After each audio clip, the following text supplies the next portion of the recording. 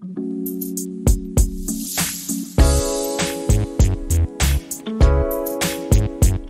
Hi guys, what's up, welcome back to our channel. So guys, आज की इस video में मैं मिलूंगा VW वर्टियोस के ओनर से। ये हाईलाइन वेरिएंट है, सेकंड बेस वेरिएंट है। ये कुछ दिन पहले भाई मैं वर्टियोस के ओनर से मिला था, वो भी हाईलाइन ही है, लेकिन वो मैनुअल, ये ऑटोमेटिक है। और इस कार के ओनर है विकास भाई। कैसे हो विकास भाई? बढ़िया भाई, आप बताओ। बहुत बढ़िया भाई। भाई वर्टियोस ही क्यों? भाई वर्टस, पहली बात तो अभी मैं वर्टस पे जाऊंगा नहीं। सबसे पहले जो मेरी गाड़ी की पसंद थी, तो मेरी बजट था 17 से 18 लाख। तो उस सेगमेंट में मैं गया सबसे पहले स्कॉर्पियो एन पे, क्योंकि मेरे को सबसे अच्छी जो लगती थी वो SUV लगती थी। और डैडी की भी यही फेवरेट थी कि SUV टाइप लेनी है। उनकी favourite car actually Scorpio N थी। तो हम उसमें गए, स्कॉर्पियो एन में गए, हमने चीज़ें देखी, XUV 700 देखी। तो स्कॉर्पियो ने मुझे ये अच्छा नहीं लगा कि मेरी फ्रेंड के पास थी, तो मेरे को कोई ऐसी कार चाहिए थी जो थोड़ी लगे भी कि हाँ दमदार गाड़ी है और जिसमें हमारी इकोनॉमिक भी निकले। तो जब मैंने उसकी एवरेज पूछी तो वो निकली 7 से 8। तो वो मेरे अफोर्डेबल नहीं थी।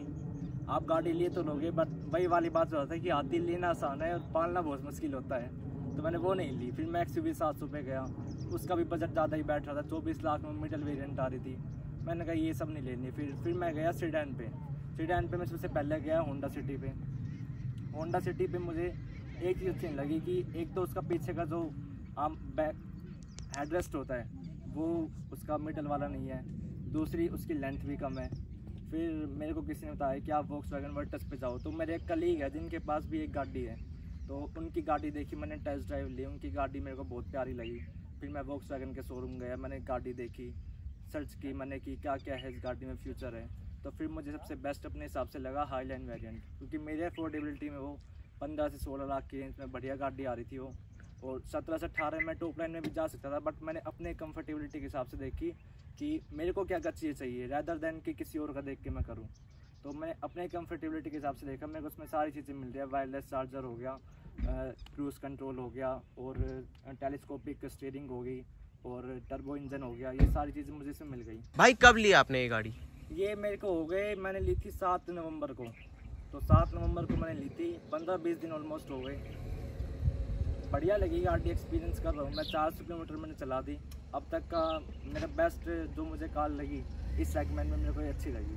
भाई आपको वेटिंग पीरियड कितना मिला? वेटिंग पीरियड तो मेरे को 2 से 3 दिन का मिल रहा था, बट मैंने ली नहीं क्योंकि मेरी कुछ रिक्वायरमेंट थी, तो मैंने थोड़ा एक्सटेंड करके ली। भाई आपका डिलीवरी एक्सपीरियंस कैसा रहा? डिलीवरी एक्सपीरियंस मैं बोलूँगा सबसे बेस्ट था। मैंने महिंद्रा की भी पहले गाड़ी ली थी, किया सेल्टोस भी ली थी, मैंने रिनोल्ट भी ली थी। बट जब मैं वॉक्सवैगन गया तो इनका डिलीवरी एक्सपीरियंस बहुत बेस्ट था। इन्होंने मेरे को सारी चीज़ें ओपनली बताई, ये नहीं कि कुछ इन्होंने हाइड किया। इन्होंने सब कुछ ओपनली बताया कि आपको ये गाड़ी के साथ मिलेगा, ये उन्होंने पूरी हेल्प की मुझे। कोई ऐसी बहसबाजी कुछ नहीं, बिल्कुल ही बहुत प्यारा कस्टमर एक्सपीरियंस था। तो मैं उस चीज़ के लिए उनको 5 स्टार बोलूँगा वॉक्सवैगन को।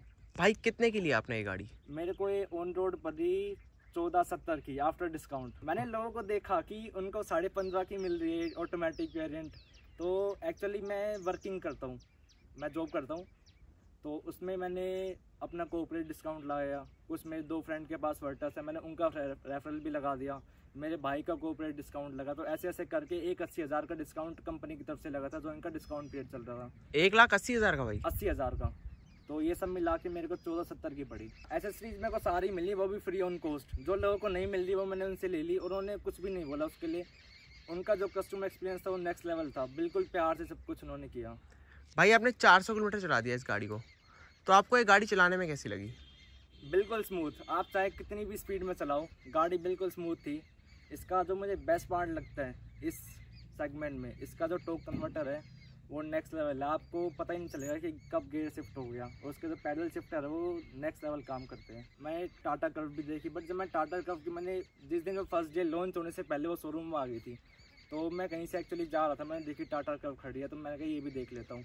जब मैं वहाँ से देखने गया तो मैंने सारी चीज़ एक्सपीरियंस की। उसका इंजन 1 नंबर का, बॉडी 1 नंबर की। बट जब मैं पीछे बैठा तो मेरा ना उसमें हेड टच हो रहा था रूफ से। मैंने कहा ये कंफर्टेबल नहीं है, तो मैंने वो सिर्फ इसलिए रिजेक्ट की क्योंकि हेड रेस्ट उसका मतलब हेड रूम कम था उसका बैक सीट का, तो वो मैंने इसलिए रिजेक्ट कर दी। स्कॉर्पियो मैंने रिजेक्ट की क्योंकि इसमें थोड़ा एवरेज का नहीं था। ऑल्दो वो अच्छी गाड़ी है, बट मैं अपनी कंफर्टेबिलिटी के हिसाब से लूँगा गाड़ी, रैदर देन दूसरों की देख के। भाई इससे पहले कौन सी कार आप चला रहे हो? इससे पहले मैं कार चला रहा था रिनोल्ट क्विड। भाई क्विड से आप वर्टियोस पे आ गए। मेन रीज़न इसका एक ही है कि मुझे कंफर्टेबिलिटी चाहिए गाड़ी में। उसमें ये है कि आप 1 घंटा गाड़ी चला लोगे, आपको पेन होने लग जाएगा, बैठे बैठे पेन होने लग जाएगा। या तो फिर मैं उस चीज़ के लिए कुशन वुशन लगाऊँ, बट मुझे नहीं चाहिए थी वो। अच्छी गाड़ी है वो भी, मिडिल क्लास लोगों के लिए अच्छी गाड़ी है, बट अब मैं इस पे शिफ्ट हो गया हूँ जर्मन पे। और जर्मन एक बार लाइफ में एक्सपीरियंस करना था। अब मेरा प्लान है कि इसको रख के और रिनोल्ट को मैं चेंज करके उसी जगह पोलो लाऊंगा जब वो नई वाली आ जाएगी, तो मैं उसका वेट कर रहा हूँ। इसका सबसे बेस्ट पार्ट है जो पॉजिटिव है वो इसका टॉर्क कन्वर्टर। दूसरी इसकी स्टेबिलिटी, आप कितनी भी हाई स्पीड में आप टर्न मारोगे ये बिल्कुल स्टेबल है, आपको बिल्कुल भी ऐसा फील नहीं हो कि आप इधर या इधर जा रहे हो। और इसका जो नेगेटिव पार्ट लगा मुझे एक ही लगा, आई डोंट नो कि इट्स रियल और या मेरे साथ ही हो रहा है। इसका जो एक मुझे नेगेटिव इफेक्ट लगा कि ये है कि जब आप ब्रेक मारते हो हाई स्पीड पे तो उसके ब्रेकिंग में से आवाज़ आती है, या फिर जब आप ड्राइव मोड पे लगाते हो तो एकदम से जो ब्रेक छूटते हैं इसके उसमें भी कुछ आवाज़ आती है, छूटने की जो आवाज़ होती है वो मुझे थोड़ी लगे कि ज़्यादा आवाज़ कर रही है।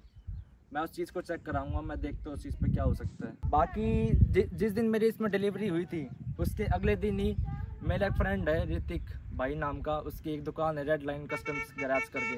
मैंने दूसरे दिन ही गाड़ी छोड़ दी थी, मैंने कहा भाई गाड़ी 1 नंबर ही कर दे। तो उसने सबसे पहला काम जो किया मेरी गाड़ी में वो किया ग्लोस PPF। ये राइनो की है और क्वालिटी में बोलूँगा 1 नंबर की है, ये बिल्कुल शाइनी है, कोई कमी नहीं है, 1 नंबर का काम किया। दूसरा भाई ने मैंने लगाया स्पॉइलर, ये भी 1 नंबर का है। ये अभी हमने टेस्ट ड्राइव की थी, हमने 150 भगाई, बट इसमें कोई वो नहीं है, बिल्कुल ही फिक्स था ये। और तीसरा काम है इसमें मैंने डिफ्यूज़र लगाया है, एक ही डिफ्यूज़र है।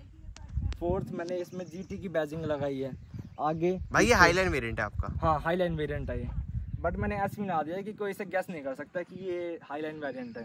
भाई उसमें अलॉय व्हील भी दूसरे आते हैं? हाँ अलॉय व्हील भी मैंने अभी प्लान की है। एक्चुअली मैं अभी ट्रिप पे जा रहा हूँ, लॉन्ग ट्रिप पे जा रहा हूँ, तो ये मैं 2000 किलोमीटर चला दूंगा, तो उसके बाद मैं इसके अलॉय व्हील और इसके ORVM भी मैं ब्लैक करा दूंगा, ब्लैक PPF हो जाएगी।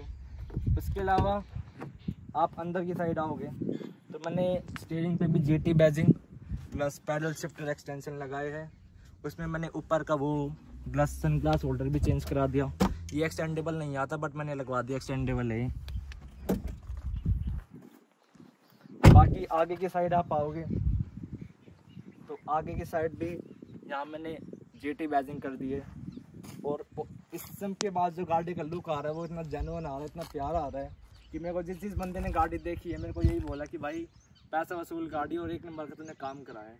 कोई ऐसा इसमें काम नहीं है कि इसमें ये लगे कि ये थोड़ा लो क्लास है, गाड़ी पूरी जेन्युइन लग रही है। भाई एवरेज क्या निकाल रहे हो आप? मैं एवरेज लोकल में आप बोलो तो मैं निकाल लेता हूँ 18 से 20 तक, हाईवे पे इसकी 23 निकल जाती है। मैंने जब कंपेयर किया तो इसका जो बूट स्पेस है वो भाई 1 नंबर का है। अगर मैं आपको दिखाऊँ सामान हटा के, इसमें तो ऐसा है कि आप 4 सूटकेस भी रख लोगे तो भी बराबर है। इस गाड़ी के अलावा मैंने ग्रैंड विटारा भी देखी, but Grand Vitara no doubt 1 number की गाड़ी है, बट मैं सिर्फ इसलिए उस पर नहीं गया क्योंकि ग्रैंड विटारा मारुति कंपनी की थी और मुझे मारुति पर ट्रस्ट नहीं है, वो मेरा पर्सनल रीज़न है। मेरे को जर्मन कार चलानी थी, इसकी जो ड्राइव कंफर्ट है वो अलग ही है। आप चलाए इसको 2000 किलोमीटर लगातार चला लो, बट इस गाड़ी में कोई फ़र्क नहीं आने वाला, चाहे कितनी भी चला दो उसे। भाई इसकी रियर सीट में कंफर्ट है? हाँ रियर सीट में मैंने बैठ के देखा, जब मैं टाटा का वो मैंने इसको कंपेयर किया तो इसकी रियर सीट मुझे तो कंफर्ट लगी। हेड रूम भी अच्छा है इसका, लेग रूम भी अच्छा है, आप पूरा इसको पैर फैला कर आराम से लेट सकते हो, कोई दिक्कत नहीं है। फैमिली के लिए भी अच्छी कार है। भाई इसके इंजन नॉइस आता है कैबिन में? हाँ इंजन नॉइस में जब हम भगाते हैं इसे थोड़ी जब आता है इंजन नॉइस, उसका एक रीज़न है इसका जो बोनट है इसके अंदर वो टेम्पर नहीं लगा है जो ब्लैक कलर का होता है, तो इसलिए वो थोड़ा बहुत आता है, बट ठीक है। भाई AC कैसा है इसका? AC तो 1 नंबर का है। AC ऐसा है कि अगर मैं 1 घंटा गाड़ी में बैठ जाऊँ 18 बजे चला के तो मेरे हाथ ऐसे बिल्कुल चिल्ल हो जाते हैं। मैं किसी के साथ हैंड शेक करूँ तो वो आगे से बोल देता है कि भाई इतने ठंडे हाथ कैसे हो रखे हैं। मैं गाड़ी का कमाल है सब कुछ। थैंक यू विकास भाई पूरा अपना एक्सपीरियंस शेयर करने के लिए। तो भाई ये था पूरा विकास भाई का ओनरशिप रिव्यू वर्टियस का। ये हाईलाइन वेरिएंट है भाई की, ऑटोमेटिक ट्रांसमिशन आता है इसमें। अगर भाई आपको वीडियो अच्छी लगी हो तो इस वीडियो को लाइक करना, चैनल पर नए हो चैनल को सब्सक्राइब करना। मिलता है आपको ऐसे एक और नई वीडियो में।